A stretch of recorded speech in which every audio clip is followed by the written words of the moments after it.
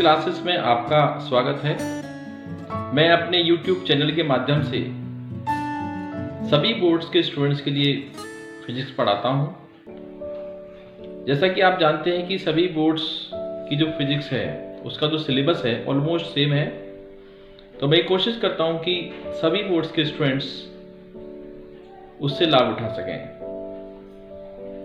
मुझे आशा है आप सभी लोग मेरी वीडियो से लाभ उठाएंगे और जो भी आपके सजेशंस हैं वो देंगे, जिससे कि मैं जो कमियां हैं या जो आपकी प्रॉब्लम्स हैं उनको सॉल्व कर सकूं। धन्यवाद। देखिए, आज हम शुरू कर रहे हैं मैग्नेटिक इफेक्ट ऑफ करंट। ये जो यूनिट है वो करंट इलेक्ट्रिसिटी के बाद है, यानी कि थर्ड यूनिट है, ये तीसरी यूनिट है और हिंदी में इसको वैद्युत धारा का चुंबकीय प्रभाव कहते हैं। मैग्नेटिक इफेक्ट ऑफ करंट, इसमें जो हम स्टडी करते हैं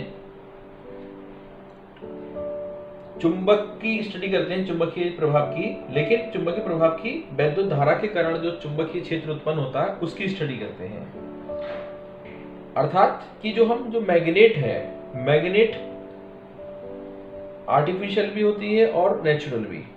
तो यहाँ पर जो इलेक्ट्रिसिटी जब प्रोड्यूस होती है या वैद्युत धारा जब बहती है या करंट यानी कि इलेक्ट्रिक करंट जब फ्लो होता है किसी कंडक्टर में, तो उसके चारों ओर चुंबकीय क्षेत्र यानी कि मैग्नेटिक फील्ड डेवलप हो जाती है। इस चैप्टर में हम यही स्टडी करेंगे। तो सबसे पहले मैं आपको बता दूं कि चुंबकीय क्षेत्र क्या होता है।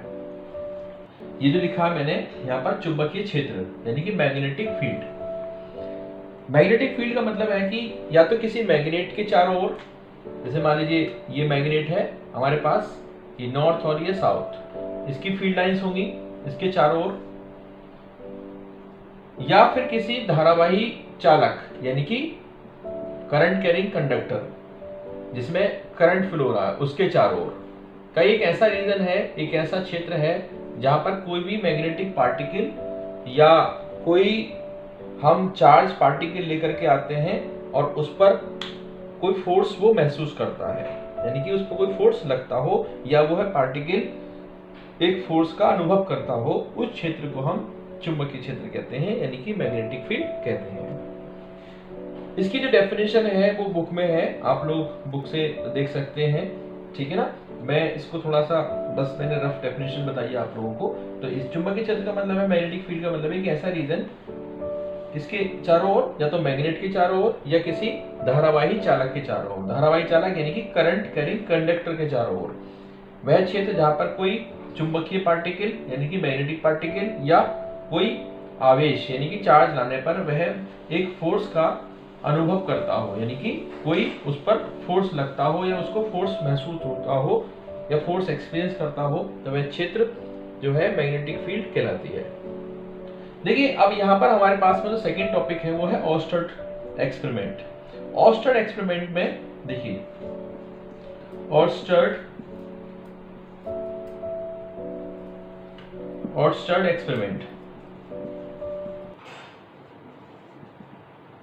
इसका नाम है ऑर्स्टर्ड का प्रयोग। ऑर्स्टर्ड का प्रयोग, ऑर्स्टर्ड ने यह पाया कि जब कोई चालक में वैद्युत धारा प्रवाहित होती है तब उसके चारों ओर चुंबकीय क्षेत्र उत्पन्न हो जाता है। मान लीजिए ये हमारे पास चालक है यानी कि कंडक्टर है और इसमें धारा I प्रभावित हो रही है, तब इसके चारों ओर क्या होगा, मैग्नेटिक फील्ड डेवलप हो जाएगी। ये किसने पाया था, ऑर्स्टर्ड ने अपने प्रयोग के द्वारा, अपने एक्सपेरिमेंट के द्वारा ये पाया था कि जब किसी चालक को हम करंट देते हैं तब उसके चारों तरफ चुंबकीय क्षेत्र उत्पन्न हो जाता है। और ये भी पाया कि जो उत्पन्न चुंबकीय क्षेत्र है यानी कि मैग्नेटिक फील्ड है, उसकी जो डायरेक्शन है वो कंडक्टर में करंट की डायरेक्शन पर डिपेंड करती है। इसका अर्थ ये है कि अगर हमारे पास मान लीजिए ये कोई कंडक्टर है, इसकी डायरेक्शन करंट की यहाँ से यहाँ जा रही है, तो चुंबकीय क्षेत्र जो होगा वो हमारे पास में वेस्ट में होगा जब साउथ से नॉर्थ जा रही है। अब जब नॉर्थ से साउथ जाएगी तो वो ईस्ट में होगा। तो देखिए, इसमें मैं इसको चित्र के माध्यम से समझाता हूं आपको। कि जैसे ये हमारे पास कंडक्टर है और ये एक्स वाई, और इसके पास इन्होंने कंपास नीडल ली थी, यानी कि कंपास नीडल का मतलब मैग्नेटिक नीडल, मैग्नेटिक ये नीडल है यानी कि कंपास नीडल है ये, ठीक, इसे बोलते हैं कंपास, लिख देते हैं कंपास। कंपास समझते हैं आप, जो चुंबकीय क्षेत्र की दिशा को बताती है। और यहाँ पर हमारे पास एक ये बैटरी लगा दी है। तो कंपास नीडल पहले इसके पैरेलल रखी थी, इसके समांतर, जैसे इसमें धारा बही, धारा इसमें चली, यानी कि धारा करंट जब तोड़ेगा, इसमें करंट प्रवाहित होगा, तो ये इसकी नीडल डिफ्लेक्ट हो जाती है, यानी कि इस साइड डिफ्लेक्ट हो जाती है, इस साइड। ठीक, दूसरी बार उन्होंने क्या किया कि इस चालक में, इस कंडक्टर में अब इन्होंने इसकी जो डायरेक्शन है वो चेंज की है। तब जो कंपास नीडल थी वो इस साइड डिफ्लेक्ट हो जाती है, यानी कि ईस्ट में। तो उन्होंने पाया कि जैसे आप करंट की डायरेक्शन चेंज करते हैं, मैग्नेटिक फील्ड की डायरेक्शन में चेंज हो जाती है, यानी कि मैग्नेटिक कंपास की जो डायरेक्शन है वो चेंज हो जाती है।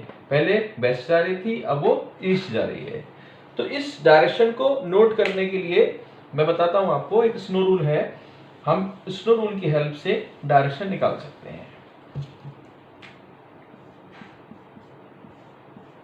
स्नो रूल, स्नो रूल में क्या है कि जब करंट साउथ से नॉर्थ चलता है, साउथ से नॉर्थ, तो जो मैग्नेटिक डिफ्लेक्शन है वो कहां जाएगा, वेस्ट में जाएगा, वेस्ट में। जब करंट साउथ से नॉर्थ होगा तब डिफ्लेक्शन वेस्ट में जाएगा, और जब करंट नॉर्थ से साउथ होगा तो डिफ्लेक्शन ईस्ट में जाएगा, और जब करंट वेस्ट से ईस्ट होगा तो डिफ्लेक्शन नॉर्थ में जाएगा। कुल मिलाकर के करंट की डायरेक्शन के लेफ्ट में डिफ्लेक्शन होगा। अगर देखिए यहां से साउथ से नॉर्थ चलेंगे तो लेफ्ट किधर है आपका, इस साइड, तो डिफ्लेक्शन इधर हो गया। जब इधर से चलेंगे वेस्ट टू ईस्ट तो लेफ्ट किधर है आपका, इधर, तो यानी कि नॉर्थ में हो गया। क्लियर है ना। अब जैसे हम ईस्ट से चलेंगे, उधर से चलेंगे, तो डिफ्लेक्शन किधर होगा हमारे पास में, फिर वो साउथ में होगा। तो इस तरह से हम इसको स्नो रूल की हेल्प से ऑस्टेड एक्सपेरिमेंट का जो डायरेक्शन का जो कंसेप्ट है वो हम समझ सकते हैं। एक बात और ध्यान रखिएगा, कभी कभी क्वेश्चन में ये कह देते हैं कि यदि इलेक्ट्रॉन साउथ से नॉर्थ चलते हैं तो अब डिफ्लेक्शन किधर आएगा। तो यदि इलेक्ट्रॉन्स अगर इधर से साउथ से नॉर्थ की तरफ जा रहे हैं, इलेक्ट्रॉन्स, ध्यान दीजिए इलेक्ट्रॉन्स की बात कर रहे हैं, तो जो करंट होगा, current opposite to the electrons लेंगे हम, करंट चलेगा नॉर्थ से साउथ चलेगा, यानी कि उल्टा। तो नॉर्थ से साउथ में जो डिफ्लेक्शन फिर मिलेगा हमारा वो ईस्ट में मिलेगा। तो हमें ये भी ध्यान रखना है कि करंट दे रखा है, करंट की डायरेक्शन गिवन है, या फिर जो है इलेक्ट्रॉन्स के लिए बोले हैं। तो अगर इलेक्ट्रॉन्स जो चलते हैं वो करंट की डायरेक्शन के अपोजिट होते हैं। क्लियर। चलिए, इसके बाद में जो नेक्स्ट टॉपिक है हमारे पास में वो वायट-सेवर्ट का नियम है। वायट-सेवर्ट के नियम के बारे में मैं आपको बताता हूं कि वायट-सेवर्ट का नियम क्या है।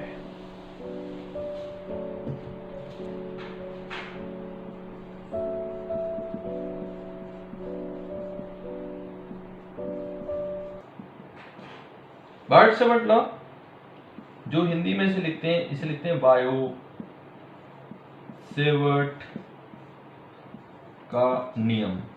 ये हिंदी में है, जो हिंदी मीडियम की बुक्स हैं उसमें ये लिखा हुआ है वायो सेवर्ट का नियम।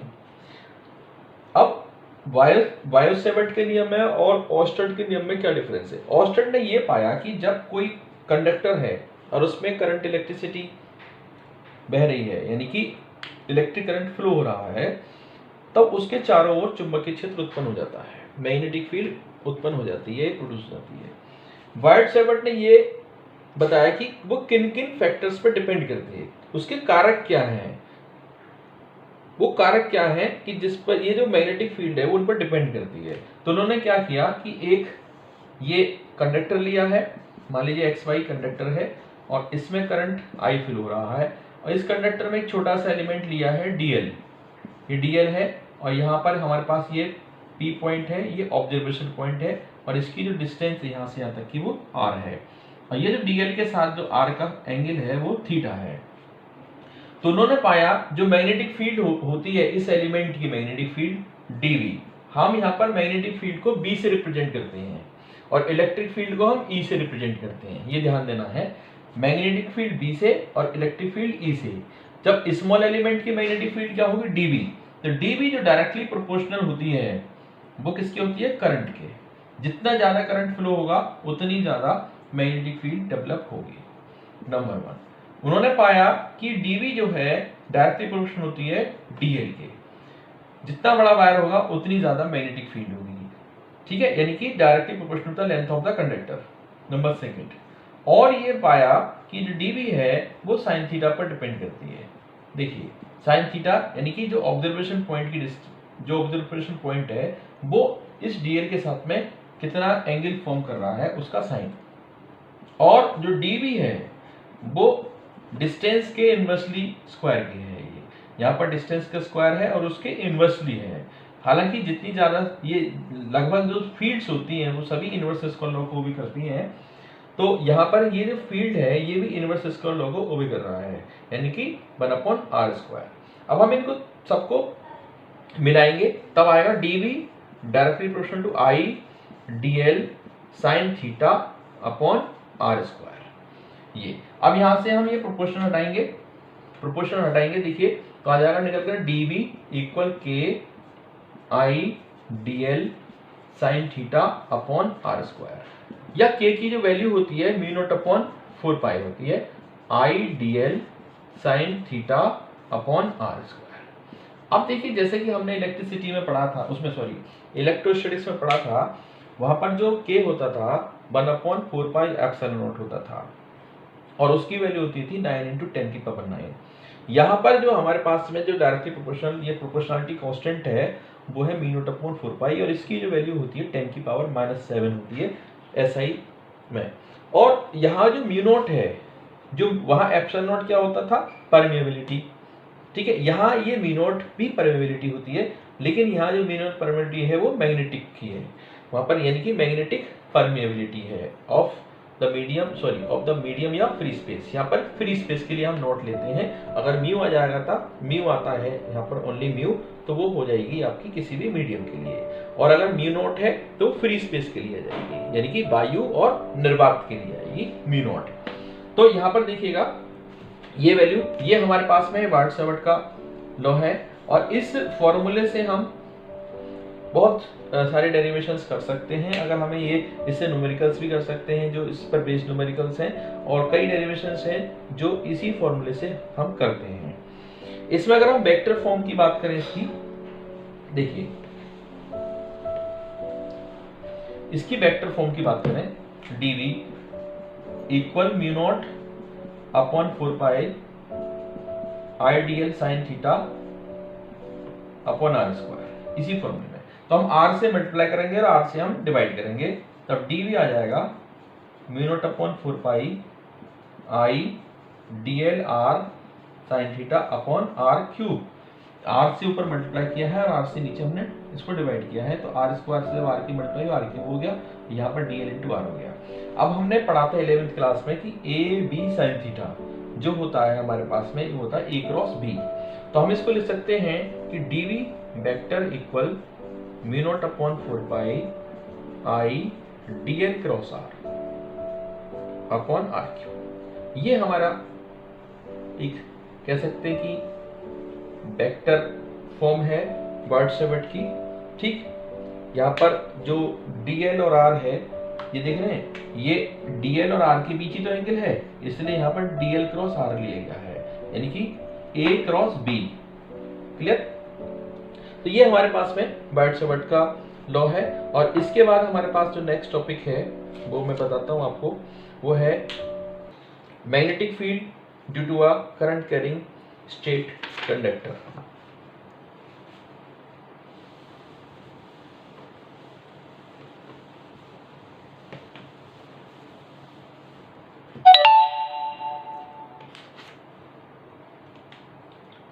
Magnetic field due to a state conductor, magnetic field due to a state conductor carrying current, और इंग्लिश में तो ये है और हिंदी में बोलते हैं इसको परिमित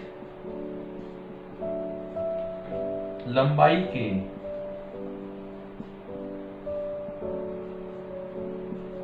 ऋजु रेखीय धारावाही चालक के कारण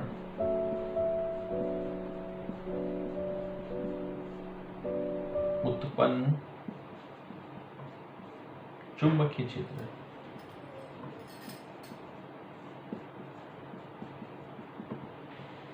देखिए ये टॉपिक का नेम है, बहुत इंपॉर्टेंट टॉपिक है ये। इसमें ये डेरिवेशन भी काफी महत्वपूर्ण है और इससे जो रिलेटेड न्यूमेरिकल्स हैं वो भी।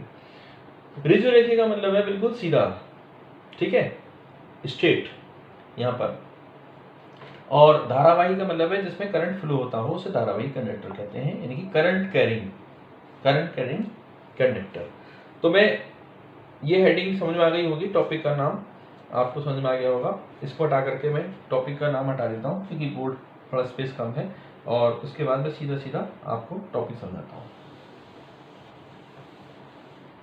देखिए सबसे पहले क्या करेंगे, हम एक कंडक्टर बनाएंगे। मान लीजिए ये कंडक्टर हमारा XY कंडक्टर है और यहाँ पर एक छोटा सा जो पोर्शन है वो L लेंथ का लेंगे।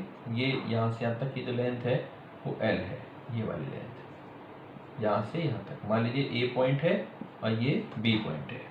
अब इसमें से भी छोटा सा एलिमेंट ले लिया हमने DL, ये वाला एलिमेंट, ये छोटा सा एलिमेंट लिया हमने DL। मैंने L पोर्शन इसलिए लिया है क्योंकि ये हमें नहीं मालूम कि इसकी लंबाई क्या है, ठीक, इसलिए हमने अपने हिसाब से इसमें से L पोर्शन हमने ले लिया है। यहाँ से हम परपेंडिकुलर लेंगे, यहाँ पर हमारा एक ऑब्जर्वेशन पॉइंट P है और यहाँ से इस DL एलिमेंट से ऑब्जर्वेशन पॉइंट की डिस्टेंस R है। तो ये देख रहे हैं कि इतना पोर्शन हमारा लगभग बाइट से की तरह आ गया है। और ये जो डिस्टेंस है ये A है, ये R है, और ये जो एंगल है वो थीटा है DL के और R के साथ में। और ये जो एंगल है हमारे पास में ये फाई है, और ये जो है हमारे पास 90 डिग्री है। ये देखिए, तो एक ट्रायंगल हो गया हमारे पास में APB, ये एक राइट एंगल ट्रायंगल है, यानी कि समकोण त्रिभुज है। तो सबसे पहले हम जो शुरुआत करेंगे, जैसे कि मैंने बताया था कि वायट-सावर्ट का जो लॉ है वो बहुत ही महत्वपूर्ण है, तो वहीं से शुरुआत करेंगे। तो dV equal μ0/4 IDL sin theta upon r²। Number 1, इसमें क्या करना है कि अब इस डायग्राम की हेल्प से हमें साइन थीटा की वैल्यू निकालनी है, DL को निकालना है और r² को निकालना है। ये वैल्यूज यहाँ से निकाल करके हम इस इक्वेशन में सब्स्टिट्यूट करेंगे।